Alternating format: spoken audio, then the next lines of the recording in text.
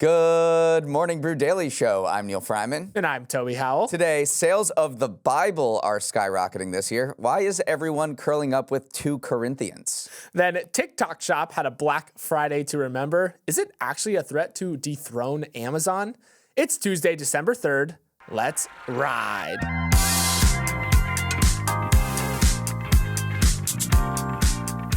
Hope you all are back in the swing of things at work after your time off. No worries if not, though. It's only Tuesday.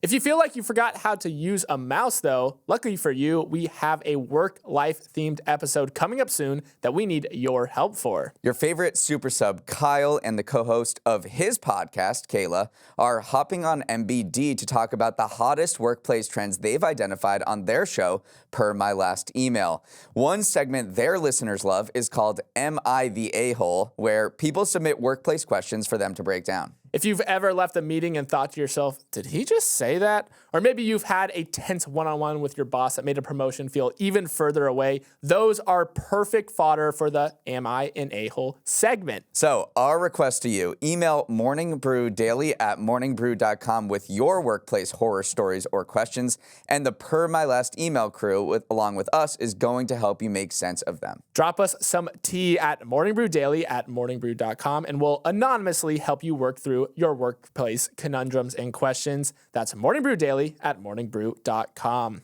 Now, a word from our sponsor, Yahoo Finance. Neil, some of our listeners don't know this, but we actually have a YouTube version of the podcast where you can come see our smiling faces every morning. But MBD is not the only one with a video feed. Yahoo Finance also has a video tab you should check out. You can watch their morning shows like The Morning Brief or Opening Bid, or get deeper in the weeds with specific investing-related insights. It's a really good change of pace if you want to catch up on some market news without having to actually sit down and read the headlines. And rumor has it that hair and makeup actually shows up for Yahoo Finance's video team, so it's got that going for it. If you want to see what sort of multimedia Yahoo Finance has to offer, just head to yahoofinance.com and click on the Videos tab. Intel CEO Pat Gelsinger was brought in 3 years ago to restore the struggling chip maker to its former glory. But like Aaron Rodgers with the Jets, his veteran savvy didn't quite translate. Gelsinger retired as CEO yesterday after failing to see his turnaround plan through, leaving Intel in perhaps worse shape than when he began. By all accounts, this was a either you quit or we fire you situation. According to Bloomberg, Gelsinger was hauled in before the board last week to describe how he was planning to narrow the gap with NVIDIA, the chip maker that sprinted past Intel in the past several years. They apparently didn't like what they heard and gave Gelsinger the choice of retiring or being removed. Investors that have been beaten down by Intel's cratering share price were happy about the move. They sent Intel stock up about 4% on the day, showing how they lost confidence in Gelsinger.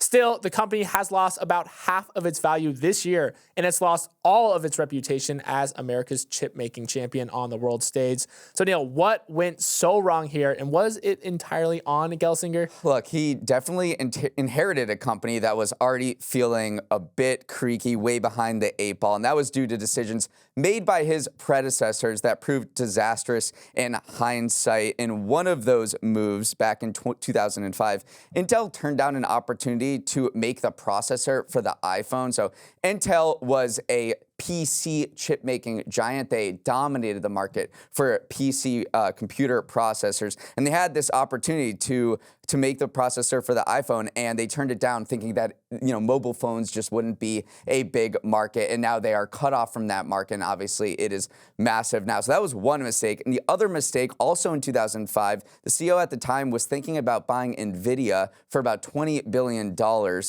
In hindsight, that was a bad move because currently NVIDIA is worth $3.3 trillion and is way more valuable than Intel thanks to its prowess in the AI market. So there were 2 decisions that were made previously before Gelsinger even got there that sent Intel on the path to decline, but he made certain moves and took Intel in a direction that clearly didn't work as well. Yeah, it's almost like you have this twin sibling in NVIDIA that just overshadows you at every turn. That is part of the reason why Gelsinger's term will not be looked at favorably, is that you had NVIDIA become the most valuable company in the world. It's now 33 times larger than Intel's market cap. So that just is always, in comparison, you're always going to look bad.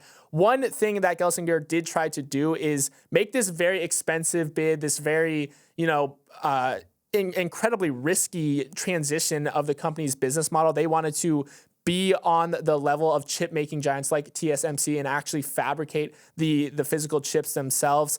That has been central to it. Lined up very well with the Biden administration's agenda as well, though. They wanted to revitalize American chip manufacturing on American soil. So that was a bet that Gelsinger made. It could still pay off. Like, this is a long and lengthy transition. It's a long and expensive process. So maybe down the line, they'll say that Gelsinger actually laid the foundation for this shift. But right now, it's not looking too great for Intel, especially when you compare it to its high-flying twin brother, NVIDIA. Yeah, Intel was not prepared for what happened with the AI revolution when ChatGPT was released. And you mentioned expensive. I mean, Intel under Gelsinger has tried to build massive factories. And when you're trying to make chips, these things are so expensive. He wants to, he's laid the foundation for a $20 billion new factory, whole complex, multiple factories in Ohio. There's also one in Arizona. He wants to build stuff in Europe. So it's been immensely expensive. And he was banking on the Biden administration's CHIPS Act money to help fund that. And Intel has become the biggest recipient of the CHIPS Act. The CHIPS and Science Act was instituted 2 years ago and is handing out $39 billion to chip makers that are setting up shop in the United States. Intel got $8 billion from that. So it's not, especially great look for the CHIPS Act or the Biden administration to be pouring all this money into a company that has just been behind the curve consistently for the past few decades. All right, so we just talked about Intel, but there's been another big CEO resignation, if you want to call that, in the past few days. Stellantis CEO Carlos Tavares is stepping down immediately. And this company, I know you guys talked about this on the show a few weeks ago. It makes Jeep and Ram and Dodge and Chrysler, and it has just been absolutely going through it. Q3 sales in the United States were down 20%. After a record-breaking year in 2023, this company has just not caught up to its rivals. And Tavares, who is one of the biggest names in the auto world, is the victim here. Yeah, definitely not a great year for Stellantis. A lot of their dealerships have been complaining that they're inventory bloat, where these cars are just sitting on the lot. They've kind of made some miscalculations in the North American market. Their cars are a lot more expensive than any of the other car on the market right now. And they also just have some brands that are kind of stalling out a little bit. Yes, Jeep and Ram have had some good sales momentum in recent years. Jeep is always going to be an iconic brand, but Chrysler is another brand that they own. It only has one product on offer right now. Shout out Pacifica minivan owners. And then also Maserati is another one of their brands. It's their luxury brand. They've seen sales plummet 60% compared to a year ago. So they have sort of these zombie lines that aren't selling very well. And while Tavares was seen as kind of this auto industry kind of whisperer when he brought all these brands together under one brand of Stellantis, now it looks like some of those are just dead weight at this point. If the lines were too long at your local mall and Amazon just ain't hitting like it used to, you might have found yourself perusing TikTok Shop this holiday shopping period. On Black Friday, the social media app turned e-commerce platform did over $100 million in U.S. sales. Success stories from brands poured in thick and fast. Canvas Beauty, a cosmetics company, said it sold over 100,000 products, including $2 million worth alone on a single live stream. Those numbers are music to the ears of TikTok, who has been pushing sellers and creators towards the live stream format for 15 months now, trying to recreate the success of live shopping that they've seen over in China. Now, a little perspective is in order here. Overall, Black Friday sales in the U.S. hit just under $11 billion this year, so TikTok is still a small slice of the pumpkin pie. Gross merchandise volume on the app is expected to double to reach $50 billion this year, but still small fries compared to Amazon's expected $757 billion haul. But TikTok is also in a race against the clock if it wants to close the gap, as it could get banned as soon as January next year. For now, though, brands are taking every sale they can get. Yeah, I mean, this is a very interesting phenomenon to watch. TikTok launched its Shop app or Shop tab in 15 months ago. And I'm sure anyone who's gone on TikTok has seen those posts by influencers hawking products, and social commerce is what this entire thing is called, where you shop on social media and you don't ever have to leave the app to buy stuff. It works really well in China. In China, it accounts for 30% of all e-commerce. TikTok is, of course, owned by a Chinese company. Many have tried to make social commerce, live streaming work here in the United States, Meta among them, and it has just not worked out. It looks, though, like in this particular holiday shopping season, Black Friday, TikTok Shop is finally catching on a little bit. You mentioned it's just a rounding error compared to all e-commerce shopping, but as you can see with the Chinese shopping numbers, 30% of all e-commerce, the sky is the limit. So if TikTok Shop can get more merchants on board, that'll be key, and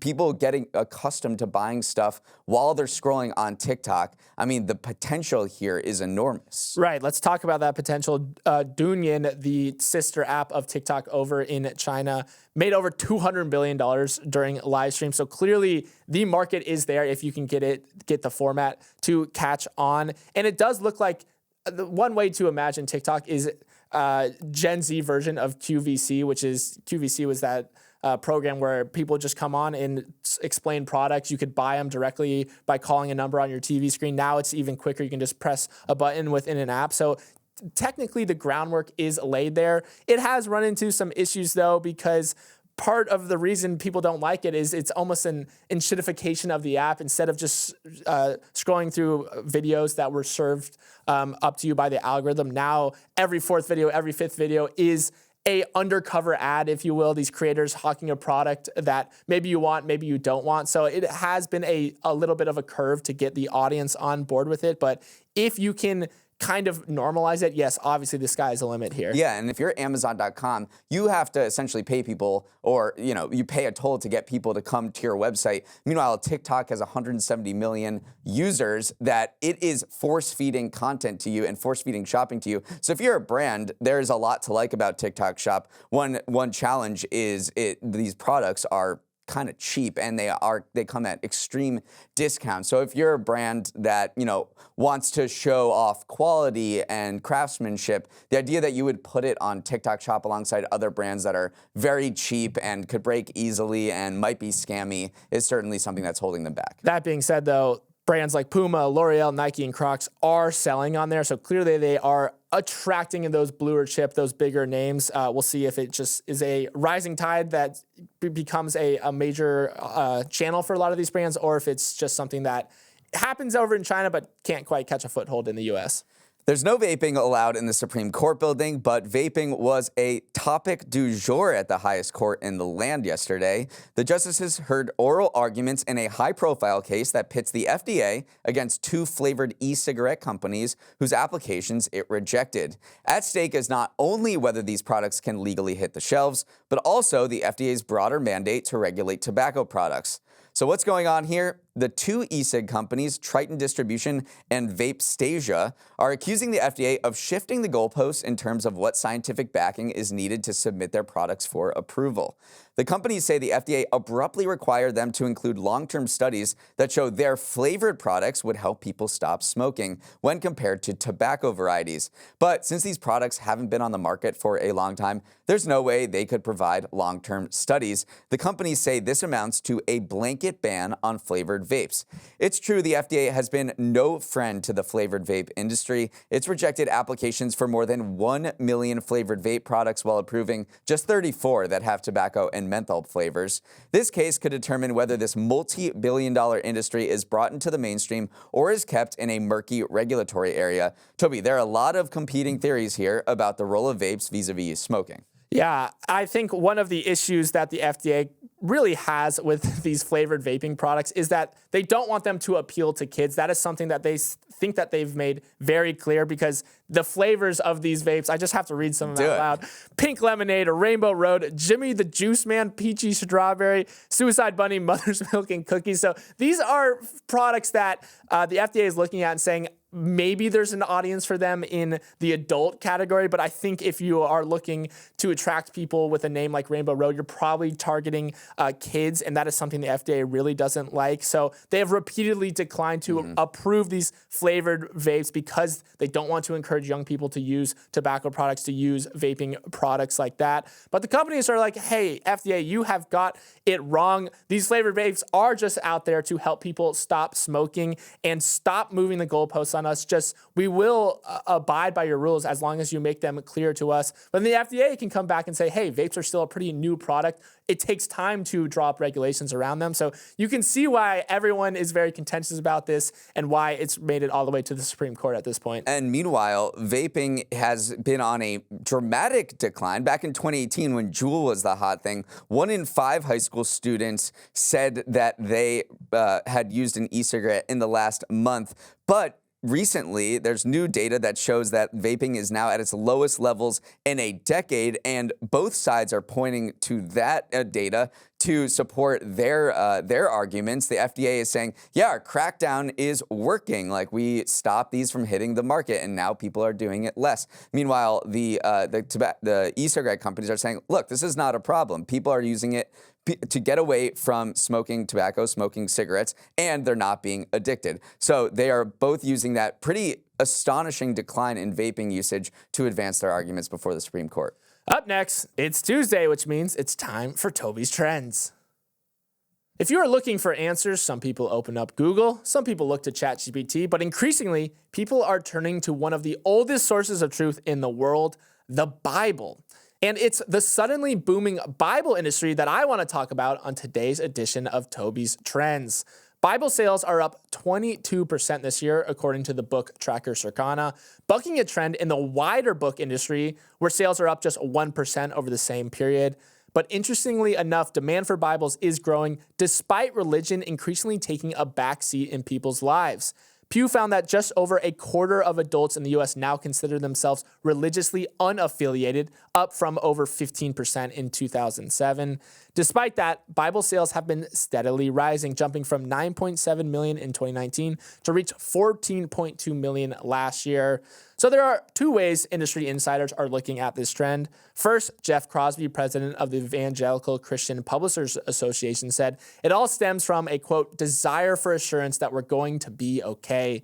But Mark Bertrand, the founder of a Bible design site, has a more cynical view, saying a lot of smart people are thinking about Bible marketing now, which could be leading to a jump in sales rather than a craving for knowledge of Scripture. So, Neil, Bible sales are going up, but the reason might not be so cut and dry. Well, either way, it's definitely a new testament to the enduring popularity of this book. According to the Guinness Book of World Records, the Bible is the best-selling book of all time since it was standardized 1,500 years ago. The British and Foreign Bible Society in 2021 said that the total number of Bible copies sold was between 5 and 7 billion copies. So people have turned to this book time and time again to seek answers, to increase spirituality, for maybe a little light reading. So I don't know which one of the justifications you provided. Perhaps it's a sense of both, but it's clear, at least in terms of the marketing side, there are an exploding amount of ways you can consume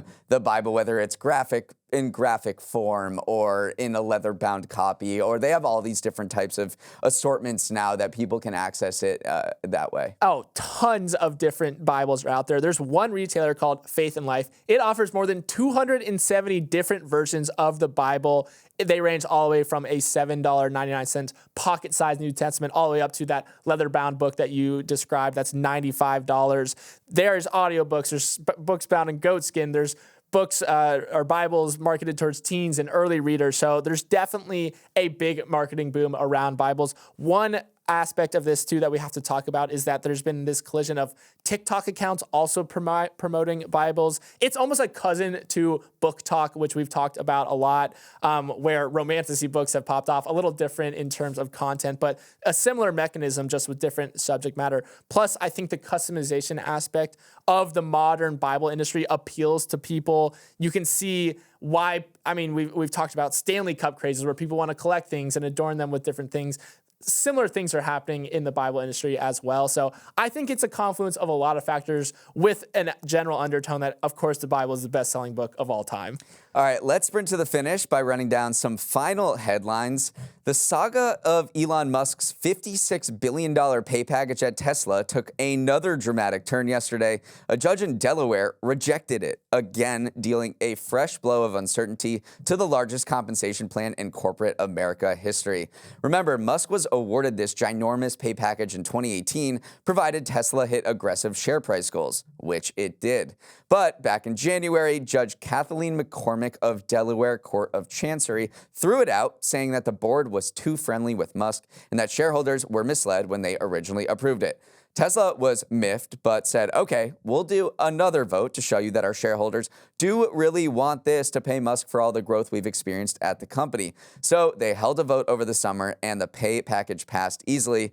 Still, the judge said not good enough and last night rejected it again. I tell you someone who is celebrating, though, and that is the lawyers. As part of the ruling, McCormick did approve $345 million in attorney fees for the lawyers who worked on behalf of Tesla shareholders in order to avoid this pay plan. So Musk is extremely mad because the lawyers that took away his pay package are now getting paid. Now, here's a headline you probably didn't expect to read in 2024. Enron is back. An X account under the handle at Enron posted a weird promotional video yesterday, setting off a string of questions. Was the energy company that famously collapsed over 2 decades ago really staging a modern comeback? Pretty quickly, internet sleuths found out that the answer was likely no. Publicly available documents show that an LLC called The College Company bought the Enron trademark for $275 back in 2020. The co-founder of that company is the same person behind the mock conspiracy theory, birds aren't real. So what we're dealing with here is likely some sort of publicity stunt. If you go to Enron.com, you'll see a snazzy news site full of smiling faces and corporate platitudes, as well as a timer that shows about 6 days to go until they have something very special to introduce.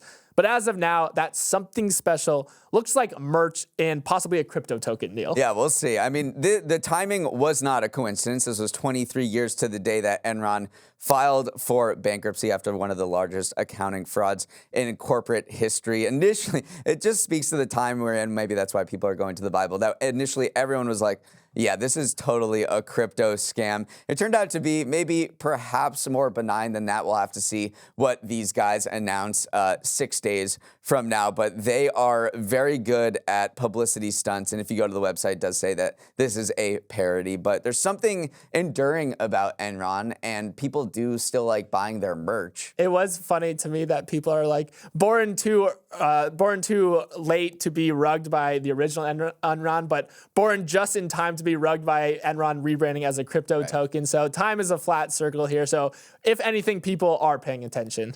Ron Weasley better hope his Gringotts vault is flush because the actor who plays him owes millions of dollars in taxes. Rupert Grint, who was cast as Ron in all 8 Harry Potter films, is being forced to hand over about $2.3 million to the UK government after losing a legal battle over his tax bill. The issue dates back to the 2011-2012 tax year when Grint raked in nearly $6 million through residuals from the movies.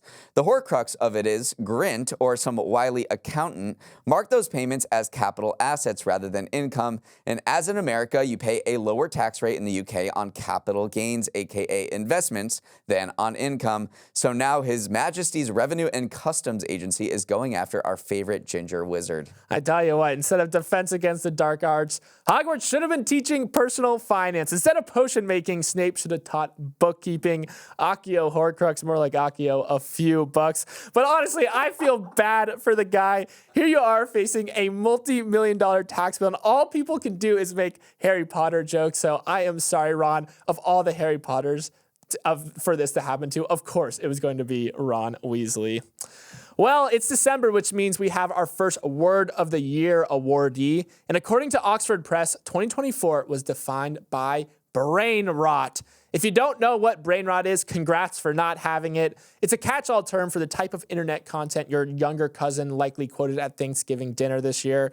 Examples include skibbity toilet videos, a persistent meme about Ohio being weird, or just general mind-numbing content usually originating from a short-form video platform like TikTok. Even saying this out loud, Neil, I feel like I'm giving people brain rot. But the word saw a 230% rise this year and beat out other terms like demure, slop, dynamic pricing, romanticy, and lore. Is it a worthy champion for word of the year? It seems so. I mean, to be perfectly honest, I have never used the word brain rot, and I really didn't see it a lot in the in the world this year. But apparently, all the kids were using it, which is what Oxford really wants to tap into. What was very interesting to me about their choices of finalists and including brain rot was that none of these words were new or those portmanteaus that have come into vogue. Like romanticy was also a finalist, but those have been like something like Riz was last year. Like that is a new word that was invented. A lot of these words come from hundreds of years ago. Brain rot was first used in Walden Pond by Thoreau, and some of these other words are over hundreds of years old, maybe even 1,000, like lore and demure. So people are finding ways to repurpose old words to fit new ends and maybe use them ironically and non-ironically to fit the times we live in, which is, I think brain rot does do an interesting thing by explaining what it feels like to be overloaded with just truly mid content all the time on the internet. It is the perfect encapsulation. When you come across a brain rot video, you absolutely know it. And I do think it is a perfect catch-all term for kind of the content that exuded out of the internet this year. So unfortunately, I was cursed with a little bit of brain rot in my algorithm. So I don't know what that says about us, Neil, but I'm on the brain rot patrol. You can stay above the mud. All right, that is all the time we have. Thanks so much for listening and have a wonderful Tuesday. For any questions, comments, or feedback, send an email to morningbrewdaily@morningbrew.com. If you're enjoying the pod, please spread the word and share it with a friend, family, or coworker. It's as easy as copying the link on Spotify into a group chat. For today's sharing idea of the day, here's Toby. I want you to share the pod with someone who has brain rot. Yep, if you have a friend who doom scrolls for breakfast and binges the Costco guys for dinner, who knows what's going on the Talk to a podcast and earnestly keeps up with Logan Paul, please send them Morning Brew Daily. Let's roll the credits. Emily Milliron is our executive producer. Raymond Liu is our producer. Olivia Graham is our associate producer. Uchenna Ogu is our technical director. Billy Menino is on audio. Hira Makeup is our words of the year. Devin Emery is our chief content officer, and our show is a production of Morning Brew. Great show today, Neil. Let's run it back tomorrow.